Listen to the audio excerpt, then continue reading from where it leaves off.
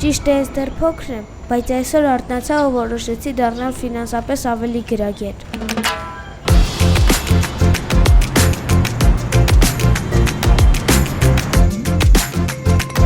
Փաստորեն ինձ նման էլի երեխաներ կան։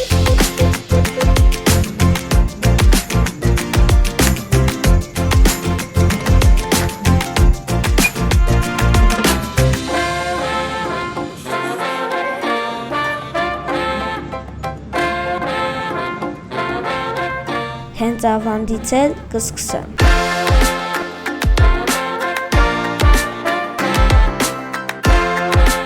Սա ընկերներիս ավանդի մասին պատմելու ամենաճիշտ օրն է։